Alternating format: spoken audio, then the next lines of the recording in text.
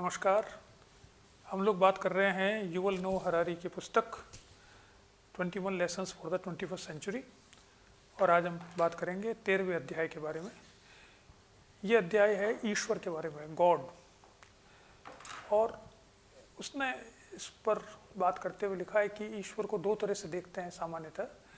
एक तो ईश्वर वो है जिसके बारे में हम कुछ नहीं जानते, और चूंकि हम बहुत सी चीज़ें अपने विवेक से उसकी व्याख्या नहीं कर सकते, हमें मालूम नहीं पड़ता, इसलिए हम किसी एक अमूर्त ईश्वर की कल्पना करते हैं जिसने ये दुनिया बनाई है या जो हमारे जीवन मृत्यु को नियंत्रित करता है।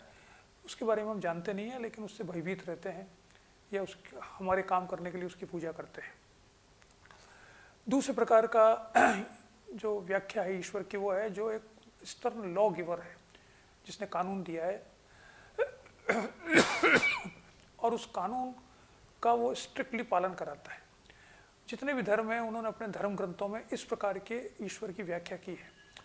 मूलतः वो समाज में कैसे रेगुलेशंस स्थापित हो, समाज में कैसे नियम स्थापित हो, समाज में कैसे नैतिकता बनी रहे, इसके लिए वो ईश्वर का सहारा लेते हैं और ईश्वर को बताते हैं कि अगर हमने ये नैतिक कार्य नहीं किए तो ईश्वर हमको पनिश करेगा।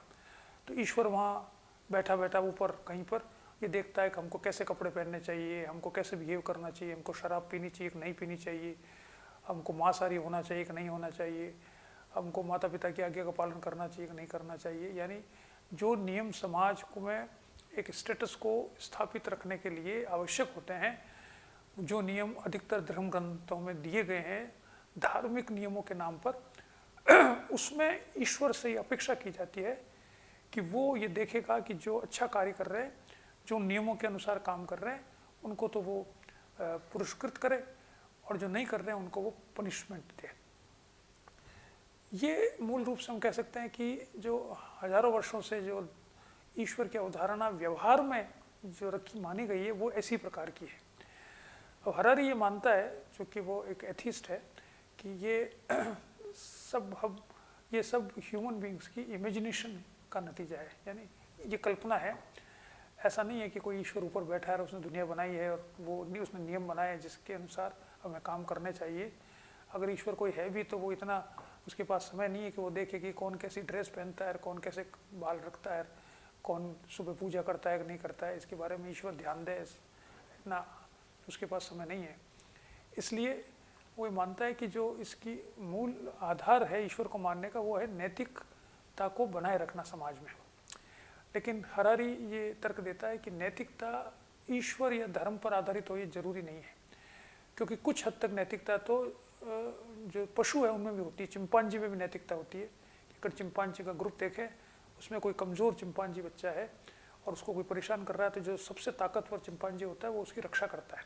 और ऐसे किस्से आए हैं कि जिसमें कोई बच्चे को छोड़ दिया, उसकी माँ मर गई चिंपांजी की, बाकी चिंपांजियों की जो मदर है उन्होंने उसको पालने से मना कर दिया क्योंकि उनके स्वयं के बच्चे थे। तो जो सबसे उनका जो नेता था, मुखिया था, उसने उस बच्चे को पाल के बड़ा किया, अपने साथ ले गया। तो वो भी नैतिकता, एक तरह की नैतिकता है। तो नैतिकता कुछ हद तक सभी पशुओं में पाई जाती है।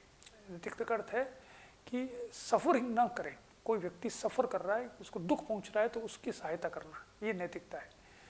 तो ये नैतिकता, इस नैतिकता के लिए ईश्वर की आवश्यकता नहीं है। तो इसका कहना है हरारी का कि नैतिकता सेक्युलर हो सकती है और होनी चाहिए। वो पंथ निरपेक्ष, धर्म निरपेक्ष होती है, जो मानवीय दुख को समझकर उसको कम करने में सहायता करती है। इसलिए ईश्वर की अवधारणा बहुत आवश्यक नहीं है 21वीं शताब्दी में हमारे जीवन को आगे बढ़ाने के लिए, ऐसा ही मानता है। चलिए आज इतना ही देखते हैं। नमस्कार।